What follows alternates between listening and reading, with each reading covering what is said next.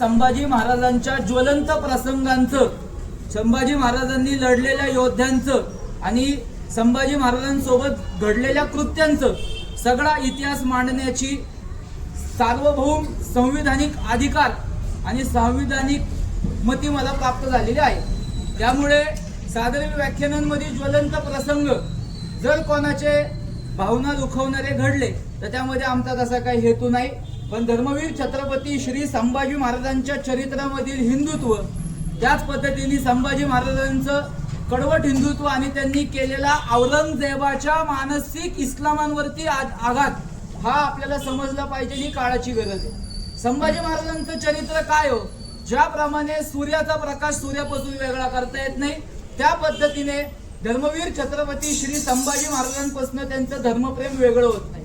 हे धर्मप्रेम स्थानिक पातळीवरती जावं, वास्तविक पातळीवरती जावं, घराघरात संभाजी महाराजांचा ज्वलंत अंगार पोचावा।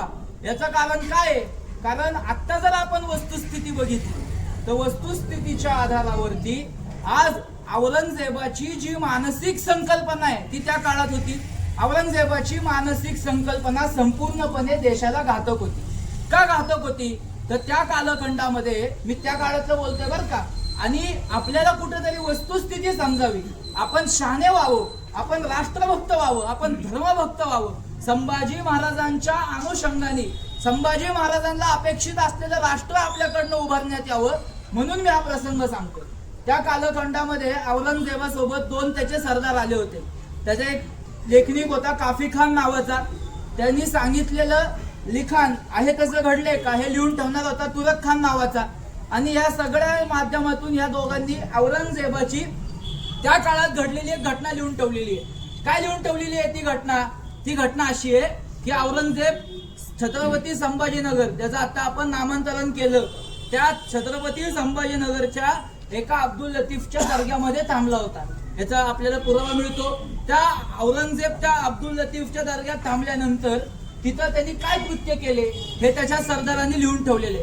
त्याचा सरदार लिहिताना तो असं म्हणतोय की औरंगजेबाचे साधारण सगळे कृत्य हे इस्लामी संत आणि इस्लामी पंथाला प्रस्थापित करण्यासाठी प्रयत्नरत होते।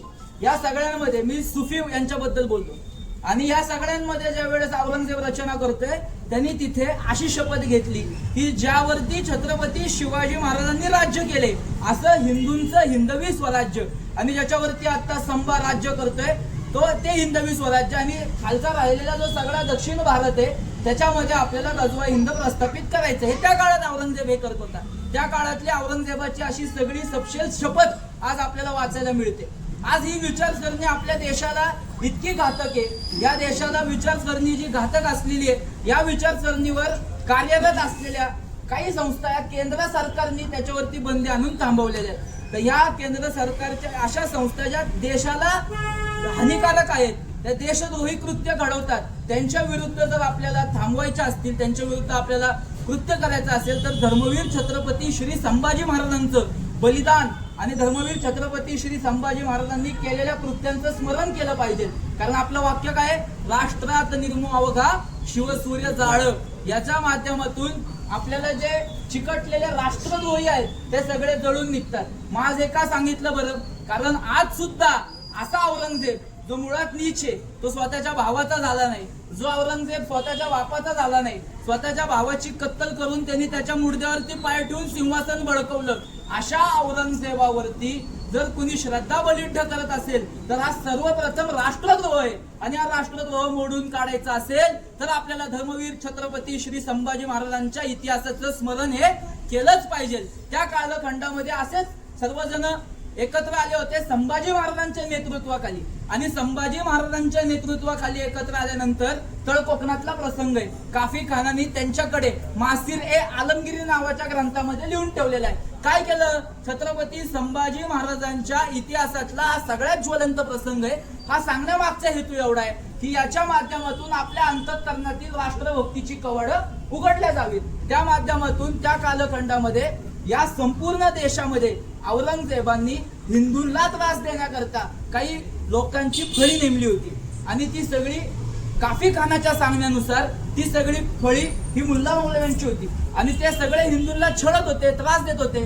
म्हणून धर्मवीर छत्रपती श्री संभाजी महाराजांनी तळ कोकणामध्ये प्रत्येक ठिकाणी हिंदवी स्वराज्याच्या मराठी चौक्या लावल्या आणि त्या मराठी चौक्या लावल्यानंतर आपल्या सरदारांना सांगितलं, जे की ती कारवाई करायला हंबीर मामा मोहिते होते, ती कारवाई करायला रायबा मालुसरे होते, ती कारवाई करायला यकोजी कडू होते, ती कारवाई करायला खंडोजी पिसाळ होते, अशा सगळ्यांच्या माध्यमातून संभाजी महाराजांनी या सगळ्यांना एकत्र केलं आणि सांगितलं यांच्यावरती कारवाई करा. कारवाई केल्यानंतर काफी खान असं लिहितो की ज्या वेळेस संभाजी महाराजांच्या सैन्याचं आक्रमण आमच्यावरती झालं, त्याचा दरारा असा काही पसरला की त्या ठिकाणी संपूर्ण जे मौल्य पकडले होते अक्षरशः त्यांना नागडे केले आणि नागडे करून मराठी माणसांनी ठोकून काढले. त्याच्यानंतर तो काफी खान म्हणतो, धर्मवीर छत्रपती श्री संभाजी महाराजांच्या धर्माला किंवा धर्मवीर छत्रपती श्री संभाजी महाराजांच्या इतिहासाला त्या कालखंडामध्ये कोणाचीही हात लावायची टाप झाली नाही. हे धर्मवीर छत्रपती श्री संभाजी महाराजांचं ज्वलंत चरित्र जे आहे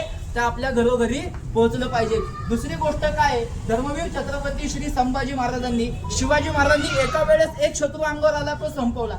आता संभाजी महाराज एक बाकरे नावाच्या एका सदस्यास पत्र लिहिताना म्हणतात, माझ्या धर्मावरती ज्या वेळेस डच, फ्रेंच, पोर्तुगीज, मोगल आणि याच्या व्यतिरिक्त इथल्या 5 पातशाया आणि याच्या व्यतिरिक्त जे काही छोटे मोठे शत्रू औरंगजेबाने चाल करून लावलेले त्यांना माझं हिंदवी स्वराज्य बुडवायचंय.